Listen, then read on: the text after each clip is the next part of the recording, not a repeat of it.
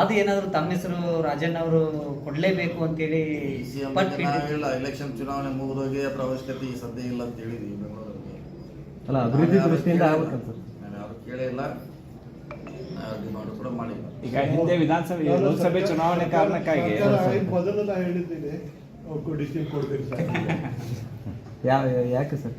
ರಾಜಣ್ಣ ಸೇರಿದಂತೆ ಬಹುತೇಕರು ಸತೀಶ್ ಜಾರಕಿಹೊಳಿ ಅವರು ಡಿಸಿಎಂ ಆಗಲೇಬೇಕು ಸರ್. ಉತ್ತರ ಕರ್ನಾಟಕಕ್ಕೆ ಅಭಿವೃದ್ಧಿ ಆಗ್ತದೆ. ಅಲ್ಲ ಸರ್, ಉತ್ತರ ಕರ್ನಾಟಕ ಶಾಸಕರೆಲ್ಲ ಸರ್ ನೀವು ಭೇಟಿ ಆಗ್ತೀರಾ ಸರ್? ನಮ್ಮ ಬೆಳಗಾವಿ ಡಿಸಿಷನ್ ಕೊಡ್ರಿ ಅಂತ ಯಾವುದೇ ಒಂದು ಸರ್ಕಾರ ಬರ್ಬೇಕಂದ್ರೆ ಬೆಳಗಾವಿ ರಾಜಕಾರಣ ಭಾಳ ಇಂಪಾರ್ಟೆಂಟ್. ನೆಕ್ಸ್ಟ್ ನಮ್ಮ ಉತ್ತರ ಕರ್ನಾಟಕಕ್ಕೆ ಕೊಡಲೇಬೇಕು. ಸರ್, ಹಿಂಗೆ ಬರೇ ಒಬ್ಬರದಲ್ಲ, ಸಾಕಷ್ಟು ಶಾಸಕರದದ, ಈ ಭಾಗದ ಜನರದ್ದದ. ನೀವು ಯಾಕೋ ಗಟ್ಟಿ ಹಂಗಾಗಿ ಯಾಕೋ ಸತೀಶ್ ಜಾರಕಿಹೊಳಿ ಅವರು ಈ ವಿಚಾರದಾಗ ಸ್ವಲ್ಪ ಕೇಳಕ್ಕಾಗಲ್ಲ. ಅಂದ್ರೆ ಈಗ ಲೋಕಸಭೆ ಚುನಾವಣೆ ಕಾರಣಕ್ಕಾಗಿ 3 ಡಿಸಿಎಂ ಕೊಡ ಅಂತಂದ್ರು.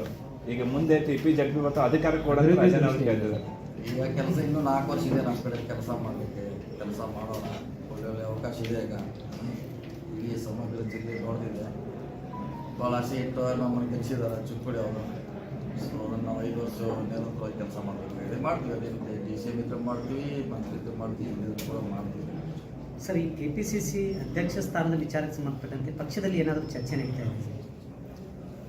ಪಕ್ಷದಲ್ಲಿ ಯಾವುದೇ ಚರ್ಚೆಗಳಿಲ್ಲ ಸದ್ಯ, ಯಥಾಸ್ಥಿತಿ ಅಷ್ಟೇ. ಈಗ ಮುಂದಿನ ಡೆವಲಪ್ಮೆಂಟ್ ಮಾಡಬೇಕು ಅನ್ನೋದು ಅಷ್ಟೇ. ಈಗ ಮತ್ತೆ